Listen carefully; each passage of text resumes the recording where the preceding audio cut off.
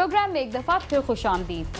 आम शहरियों को इंसाफ दिलाने वाले जब खुद ही इंसाफ से महरूम हो तो अंदाजा लगाया जा सकता है कि मुल्क में जराइम करने वाले किस कदर ताकतवर होंगे। शायद यही वजह है कि लाहौर में 6 नामालूम मुसल्लह डाकुओं ने एक जज के घर वालों के हाथ पैर बांधे और तमाम कीमती सामान लूट कर फरार हो गए, मगर पुलिस अभी तक मुल्जिमान को गिरफ्तार ना कर सकी।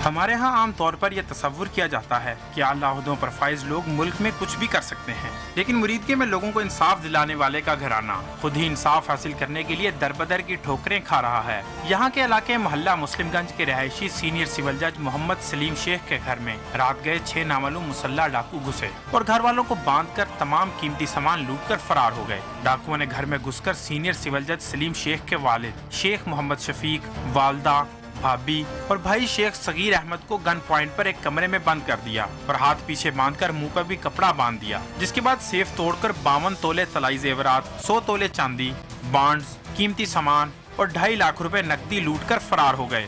मैं जब लाइट बंद करके घूमा तो मैं एकदम देखा कि दरवाज़ा खुला हुआ है। जब मैंने दरवाज़ा खुला हुआ देखा, भी देख ही रहा हूँ, उसने एक बंदे ने मुझे आकर दबोच लिया। वो मुझे उठाया उन्होंने, 3-4 ने, तो मुझे अंदर ले आए। मुझे अंदर लेकर बंद कर दिया और मुझे बांध दिया। उस तरफ से मेरी बेगम भी और मेरा बेटा और मेरी बहू एकदम बाहर निकले। उनको भी उन्होंने पकड़ लिया और कहा कि एक कमरे में इनको, उन्होंने एक ने कहा कि इनको एक कमरे में बंद कर दो और इनको जकड़ दो। घर वालों का कहना था कि मुल्जमान के दिलों में रहम मौजूद नहीं था और इनका बार बार यही कहना था कि अगर किसी ने शोर मचाया तो तमाम अफराद की जिंदगियों को खत्म कर देंगे। तो उन्होंने कहा है कि अगर आपने में से किसी ने ज़रा सा भी हरकत की या ऊपर ध्यान किया या शोर किया तो आपको उसी वक्त फायर मार देंगे। थाना सिटी पुलिस मुरीदके ने मुकदमा दर्ज कर लिया है, मगर ताहाल कोई मुजरिम गिरफ्तार न हो सका। सीनियर सिविल जज सलीम शेख के भाई सगीर अहमद के मुताबिक हमारे साथ पुलिस बिल्कुल ताउन नहीं कर रही और न ही मुल्जमान की तलाश के लिए कोई कोशिश कर रही है। हम हुकूमत से अपील करते हैं कि हमारी मदद की जाए और पुलिस के आला अफसरान को कहा जाए कि मुल्जमान को पकड़ने के लिए अपना किरदार अदा करें। हम हुकूमत पाकिस्तान के हर एक आला अफसर से इंसाफ की अपील करते हैं कि हमें जो है वो जल्द अज जल्द जो है वो हमारे मुजरम जो हैं वो पकड़ाए जाएं और हमारा जो है वो सामान जो है वो सारा उनसे वसूल किया जाए। आम लोगों के साथ तो हो रहा है, तो हम मेरे भाई जज हैं, उसके बावजूद जो है वो पुलिस भी हमारे साथ जो है कोई किसी किस्म का जो है तावन नहीं कर रही। इनके ऊपर जो है इनको अच्छी तरीके से जो है सख्ती से इसका नोटिस लिया जाए और जो जितने भी अहबाब हैं, पुलिस के एहलकार हैं, उनको जो है वो इस बात पर सही तरीके से आमादा किया जाए कि वो हमारे जो है वो मुल्ज़िमों को पकड़ें। अगर हमारे मुल्क में इंसाफ दिलाने वालों को ही इंसाफ न मिल सका तो आम आदमी इंसाफ हासिल करने की क्या उम्मीद रखेगा। कैमरामैन मुर्तजीज़ एजाज और साथी रिपोर्टर हाफिज ज़काउल्लाह के साथ गालिब अब्बास, समा, मुरीदके।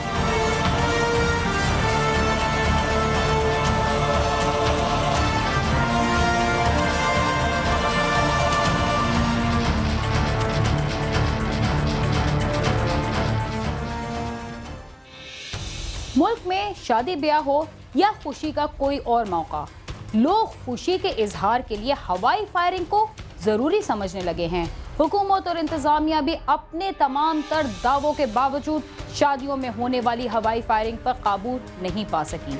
शायद यही वजह है कि कसूर में होने वाली शादी की एक तकरीब में हवाई फायरिंग से नौजवान हलाक हो गया।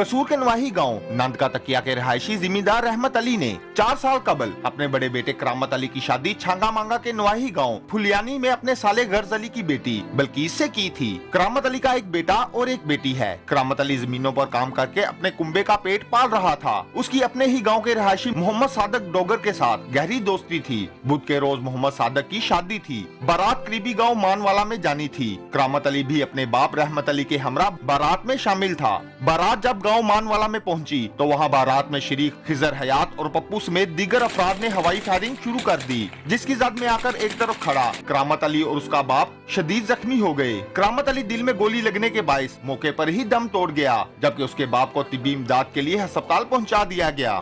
थी मेरी बारात ना जा रहा थी, वो पैसे दे रहा थी, लेकिन मैंने देखा ना जो फैर होंडा थी सैर ते खड़े थे आदमी, तो जो पिछले जिम्मे बंदे दौरा नहीं पैंदा है, मैं कहूँ की हो गया, मैं यक तक पकड़ा, मैं नहीं पकड़ा गया, नीचे गिर गया।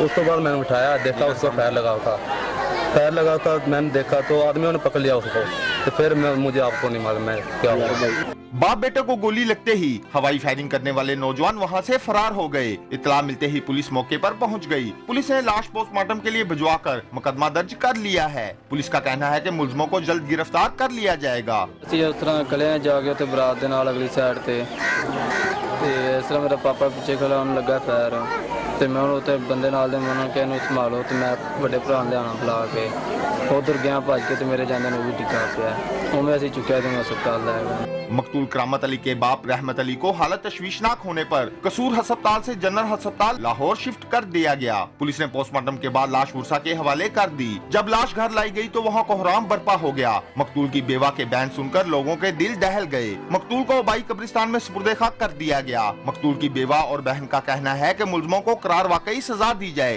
भाई चंगा पलास का खेड़दा शादी ते गया बरात नाल, उथे फायरिंग हुई है, मेरे भाई नूं भी लग गई ते मेरे अब्बू जी नूं फैर लग गया। मेरा भाई तो मौके ते खत्म हो गया है, ते भाई नूं उन्हां कसूर वाला जवाब दे दिता, उन्हें जरनल लै गए ने, उथे पिया अजे उनका कोई इलाज नहीं हुंदा, उस तरह ही पिया। गरीब है ने, घर कोई मसाइल नहीं है कि जेकड़ा उनका इलाज करा ले, घर मकान डिगे पे ने, गरीब है ने।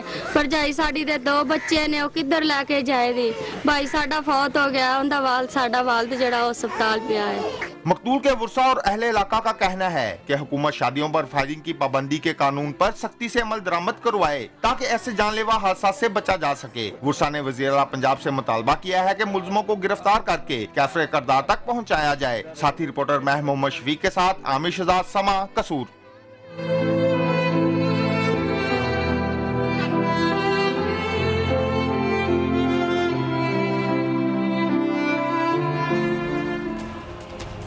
मुल्क के तकरीबन तमाम इलाकों में अब खुशी के मौक़ों पर फायरिंग करना एक रिवाज बनता जा रहा है, मगर ये नहीं सोचा जाता कि इस खुशी के घर अचानक मातम गदे में तब्दील हो जाते हैं। दुख की बात तो ये है कि ऐसे मौक़ों पर फायरिंग में मुलव्विस ज़्यादातर अफराद मरने वालों के करीबी रिश्तेदार ही होते हैं, जो खुशियों भरे घर को उदासियों के अंधेरों में फेंक देते हैं। इसके साथ ही आज के प्रोग्राम अपने इख्तिताम को पहुंचता है। अगर आप हमसे रब्ता करना चाहते हैं तो हमारा पता है cs@sama.tv। इसके अलावा आप हमसे फेसबुक पर भी रब्ता कर सकते हैं। बीना खान को इजाज़त दीजिए और देखते रहिए समा।